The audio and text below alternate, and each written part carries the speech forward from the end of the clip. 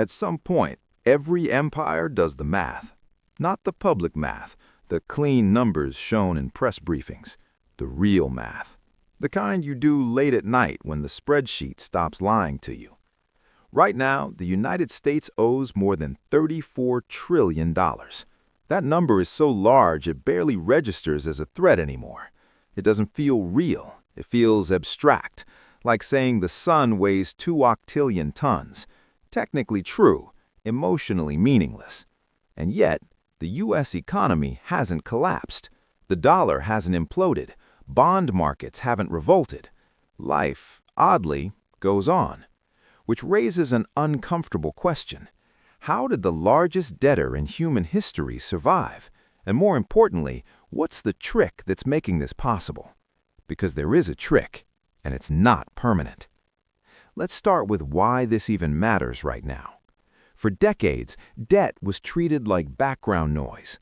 Politicians argued over deficits, economists warned politely, but nothing broke. Then inflation came back, interest rates woke up, and suddenly the cost of carrying that debt exploded. When rates were near zero, debt was cheap, harmless even, a rounding error in a $25 trillion economy. But today, interest alone costs the U.S. government over $1 trillion a year.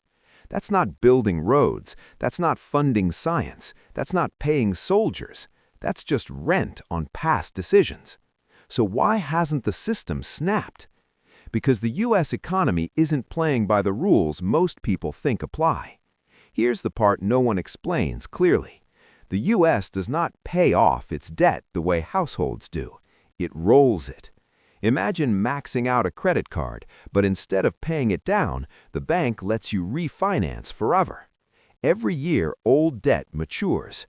The government issues new bonds to pay off the old ones. Debt becomes a treadmill, not a destination.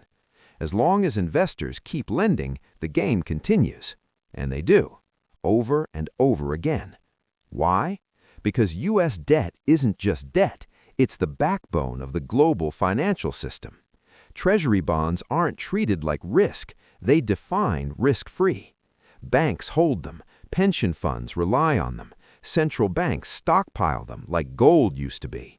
In a crisis, money doesn't flee U.S. debt, it runs to it. Which is deeply ironic. The more unstable the world becomes, the more valuable America's IOUs appear. This is the first hidden pillar of survival, global dependence on the dollar system. The U.S. doesn't just borrow money, it supplies the world's financial plumbing. Oil is priced in dollars, trade settles in dollars, debt contracts are written in dollars. If the dollar collapsed, the shock wouldn't stop at U.S. borders. It would rip through every balance sheet on Earth. So the world has a quiet incentive to keep the U.S. afloat, not out of kindness, out of self-preservation. But that alone doesn't explain how $34 trillion stays manageable. Here's the second mechanism: growth. Debt only becomes deadly when it grows faster than the economy supporting it. And for decades, the U.S. economy expanded just fast enough to outrun its liabilities. Not spectacularly, just consistently. Population growth, productivity, technology, asset inflation. Even when deficits piled up, GDP marched higher.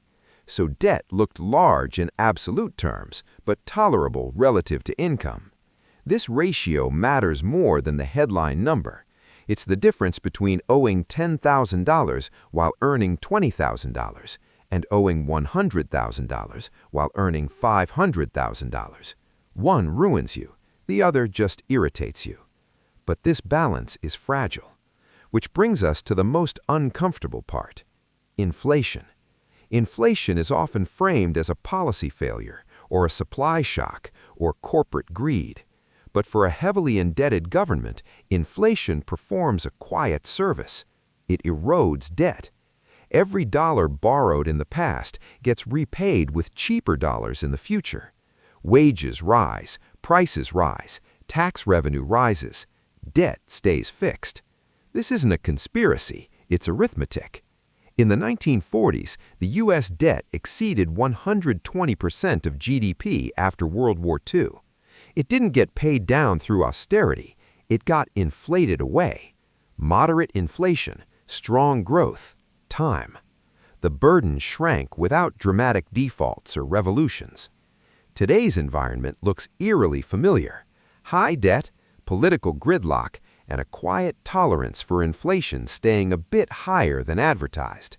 Not enough to panic voters, just enough to do the math's dirty work. This is the hidden formula. Borrow in your own currency. Ensure global demand for that currency. Grow steadily. Let inflation do the rest. Elegant, unspoken, effective, but not invincible. Because every trick has a limit. Interest rates change the equation. When interest rates were near zero, refinancing was painless. Today, rolling over debt costs real money, and every new bond is issued at higher rates than the last. That means the treadmill speeds up. At some point, interest consumes too much of the budget, crowding out defense, healthcare, infrastructure. The system doesn't collapse overnight. It degrades. Less flexibility, more political tension, harder choices.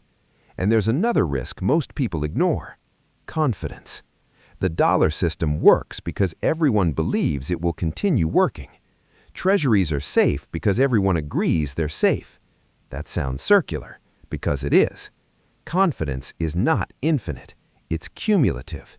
If investors ever begin to doubt the long-term discipline of U.S. finances, not panic, just doubt, they demand higher yields. Higher yields mean higher interest costs, which worsens deficits, which reinforces doubt. This is how stable systems unravel, not with explosions, with feedback loops. So far, the U.S. has avoided that spiral, partly because there is no clear alternative. Europe lacks unity, China lacks transparency, crypto lacks scale. The dollar wins by default. But defaults don't last forever. History doesn't repeat, but it rhymes uncomfortably well. Every dominant currency eventually tests its own limits, not because of debt alone, but because of complacency. The U.S. economy survived $34 trillion in debt, not through magic, but through position, through leverage that comes from being indispensable. The real question isn't whether this formula worked. It did. The question is whether it still works when growth slows, politics fracture, and the cost of money stops pretending to be free. Because the math hasn't failed yet, but it is getting louder. And one day, the spreadsheet stops whispering and starts demanding answers. When that day comes, will the world still believe in the same illusion, or will it finally ask what $34 trillion was buying all along? Because here's the part no one can model. Not the Fed, not Congress, not Wall Street. What happens when the world stops asking, is the U.S. safe, and starts asking, safe compared to what?